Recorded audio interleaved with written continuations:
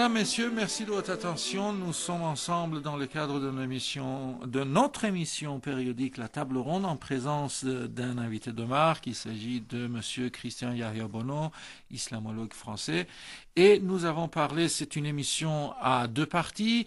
Dans la première partie de cette émission consacrée en général à la Journée mondiale de la philosophie, nous avons parlé des raisons du boycott de l'organisation de cet événement avec l'UNESCO, avec la participation et le partenariat avec l'UNESCO à Téhéran. On a vu également que Christian Yahya Bono, invité de notre émission, a envoyé une lettre ouverte à la directrice générale de l'UNESCO pour critiquer cette décision de cette institution onusienne que M. Bono a qualifiée de politique, où M. Bono a rappelé lors de la première partie de cette émission qu'il y a eu des pressions de la part de certaines organisations pour que l'on boycotte ou que l'on annule en tout cas l'organisation de cet événement mondial à Téhéran.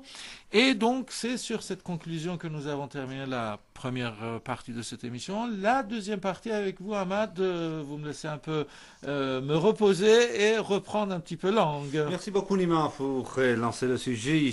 Oui, c'est vrai, notre invité d'aujourd'hui aussi, c'est Monsieur Yahya Christian Bono. Monsieur Bono, bonjour et bienvenue dans votre émission.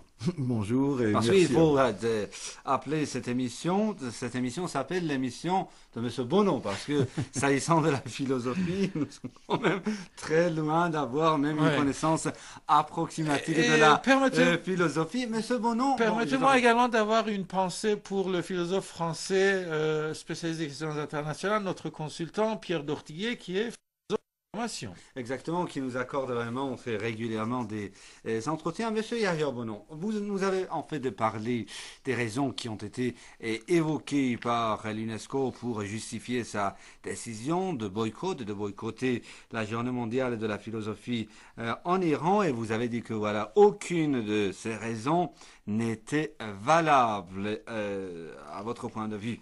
Ah bon, Monsieur Bono, pourriez-vous nous parler de ce colloque international sur la philosophie? Est-ce qu'il y avait, parce qu'il y avait une décision de boycott de la part de l'UNESCO, est-ce qu'il y avait des intervenants étrangers, il faut rappeler, mon cher Ahmad, que Téhéran a tout de même maintenu le colloque, la conférence, et a eu lieu. Voilà. A eu lieu. La question qui se pose est de savoir, est-ce qu'il y avait en fait des intervenants étrangers, français surtout? Non, en fait, donc la décision de l'UNESCO de retirer son soutien ou en quelque sorte de retirer son tableau, son drapeau de cette organisation, de cet événement, n'a quasiment eu aucune influence sur son déroulement. Je crois qu'il y a eu peut-être 2 ou 3 désistements de personnes, enfin en tout cas un nombre très faible. Donc je sais qu'il y a un philosophe allemand qui devait effectivement présenter une des communications d'ouverture qui n'est pas venue, mais il y a une douzaine d'autres philosophes allemands qui ont tout à fait maintenu leur présence. Il y avait des invités de à peu près une trentaine de pays d'Europe, plus sans compter d'Europe et occidentaux, disons, en comptant l'Amérique du Nord, des pays d'Amérique du Sud, d'Afrique, etc. Des grands noms, je peux citer, je sais pas moi, de l'Allemagne, M. Daiber, M. Poser, Hans Poser, Jonathan Hope du Canada. J'en avais aussi, Monsieur Hodge, un très grand spécialiste de la logique anglais, d'Afrique du Sud, Joseph Kenny par exemple. Ça, en tout cas, il y avait tellement de monde et tellement de panels, on appelle, je ne sais pas comment on dirait en français, disons de groupes de discussion, hein, que ce qui était difficile, c'était de pouvoir participer à tout. C'était impossible. On ne pouvait avoir à peu près participé qu'à un 1/6, disons, voilà, de tout ce qui se passait, puisque il y avait en permanence 6 activités, 6 salles qui présentaient soit une conférence, soit une table ronde. Autrement dit, une variété de sujets. Alors voilà, le thème, donc il y avait effectivement un thème principal qui était la théorie et la pratique pratique, qui sont les deux, en philosophie deux thèmes importants, théorie et pratique en philosophie, en rapport avec les défis de notre temps. Ça, c'était le thème général du congrès. C'est un terme évidemment immense, donc je vais vous citer là les 16 sous-thèmes, en quelque sorte, qui en sont nés en fonction des communications qui avaient été envoyées par les philosophes du monde entier et qui ont après été répartis dans les 6 salles de conférence. On avait donc le thème principal, relation entre la théorie et la pratique dans l'histoire de la philosophie. On avait philosophie et éthique, philosophie et religion, philosophie et politique, philosophie, science et technologie, philosophie et vie quotidienne, philosophie, art et littérature, philosophie pour les enfants. Je le cite tout particulièrement parce que ce thème a été particulièrement illustré par un philosophe français, Oscar Brénifier, grand spécialiste de l'enseignement de la philosophie aux enfants, qui a même animé un atelier pratique en plus de sa conférence, et qu'on aura l'occasion, j'espère, d'interviewer dans les prochains jours, après son retour en France, pour parler de ses diverses activités dans ce domaine, très importante. Philosophie, je continue, donc on en avait déjà 8 sujets table ronde, 8 thèmes, 9, philosophie et écologie, philosophie et avenir, philosophie et culture de la paix, philosophie et rapprochement des cultures, qui est donc le thème de cette année pour l'UNESCO. L'UNESCO a dénommé cette année 2010 l'année du rapprochement entre les cultures. J'en profite pour rappeler ce que ce thème doit à l'Iran, puisque la première fois que l'ONU a consacré l'année 2001, année du dialogue entre les civilisations, c'était sur une proposition du président iranien Mohammad Khatami, qui avait fait cette proposition à l'UNESCO, qui avait été votée à l'UNESCO, à l'ONU, qui avait été votée à l'ONU, et c'est ainsi que l'année 2001 était devenue année du dialogue des civilisations. Président iranien de l'époque. De l'époque, bien entendu. Donc, je rappelle, Sayed Mohammad Khatami. Donc, cette année 2010 est l'année pour l'UNESCO, cette fois, du rapprochement entre les cultures. Donc, il y avait aussi cette table ronde. Ensuite, 13e thème, philosophie et sphère publique, la notion de sphère publique.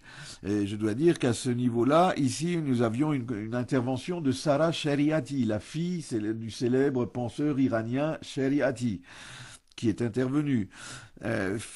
Philosophie et tourisme, même. Vous voyez avec quoi la philosophie arrive à trouver des affinités. En tout cas, la philosophie touche évidemment tous les domaines de la vie. 15e, philosophie et relations entre les diverses religions. Et enfin, dernière, culture de la paix et rapprochement entre les civilisations, encore un thème qui avait été demandé lui-même par l'UNESCO, et qui a été fait, et qui a été maintenu malgré le retrait de l'UNESCO. Cette table ronde était dirigé, en quelque sorte, ce séminaire-là, par le représentant de l'Iran à l'UNESCO, M. Majidi. Bien, merci beaucoup, M. Bonhomme. Et puisque vous êtes là, et puis qu'on parle de cette conférence internationale, vous y avez participé. Et quel thème vous avez choisi, pourquoi et comment ça s'est passé? Vous avez tenu un discours, apparemment, si mes informations sont bonnes. Voilà, alors, personnellement, mon intervention, elle, a été tenue à l'UNESCO à Paris le 18 novembre. Oui, puisqu'il y avait aussi la journée de la philosophie, se tenait aussi le 18 novembre à Paris. Donc je suis peut-être le seul avec M. Oscar Brénifier qui a participé à la fois à la journée de la philosophie à Paris le 18 novembre et à l'événement à Téhéran. Sinon, en général, du fait de l'importance, de la fatigue que cela entraîne, de partir une fois à Paris, puis après en Iran, puis revenir, la plupart ont soit participé à l'une, soit à l'autre. Nous étions deux à participer aux deux. Donc, mon intervention personnelle traitait de Farabi, un grand philosophe du Xe siècle, musulman, et surtout de son rapport donc avec la philosophie politique occidentale, comment on retrouve. Alors ça, je ne vais pas m'y attarder maintenant parce que je compte y consacrer une émission ou même plusieurs émissions entières. Mais disons, donc le rendez-vous est pris avec vous. Absolument. En résumé, disons que Farabi a été a posé très précisément la question du rapport entre religion et philosophie et politique. Religion, philosophie et politique. Et que cette question a été, après lui, plus ou moins oubliée ou négligée, et que Farabi a été ressorti par le grand philosophe politique austro-américain Léo Strauss, qui s'est inspiré de Farabi, a beaucoup travaillé sur Farabi et Maïmonide, philosophe juif, disciple de Farabi, pour certains aspects de sa pensée en philosophie politique. Bref, donc sur toutes ces questions-là, je reviendrai. Par contre, sur ce qui s'est passé alors, c'est sur ma participation aux Journées de la philosophie, donc à Téhéran. J'ai essayé de traverser un peu les divers thème, donc de ne pas rester toujours dans la même salle et de voir un peu comment se passaient les choses dans diverses salles. Évidemment, on peut toujours avoir des critiques, et j'en ai évidemment, sur les aspects organisationnels. Il y avait des problèmes de traduction, il y avait le problème que certaines salles pouvaient comprendre 450 personnes, mais d'autres salles ne pouvaient en comprendre que 30, et que parfois, suivant le thème ou la personne qui parlait, eh bien, ces salles se trouvaient alors submergés et beaucoup restaient dans les couloirs. On aurait pu trouver peut-être un meilleur endroit que la Bibliothèque nationale. C'est là que la conférence a été organisée. Pourtant, c'est immense. C'est sur un site assez... Mais là, le nombre, à part la grande salle de 450 personnes, qui est suffisante, les autres salles sont des salles qui contiennent 70, 80 personnes, voire 30 personnes. Il n'y avait que deux grandes salles, une de 450, une de 200.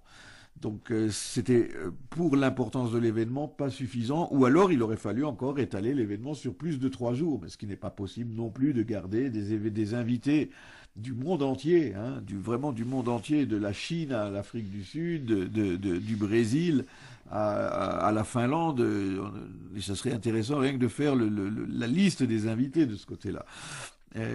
Et donc, ces 16 thèmes dont j'ai parlé étaient répartis sur 6 salles en 3 jours, depuis 9h le matin jusqu'à 17h le soir. C'était sans interruption, à part 2 petites pauses café, en quelque sorte, et une pause à midi pour le repas. Mais donc, vraiment, en permanence, une concentration, un travail intellectuel qui a épuisé tout le monde.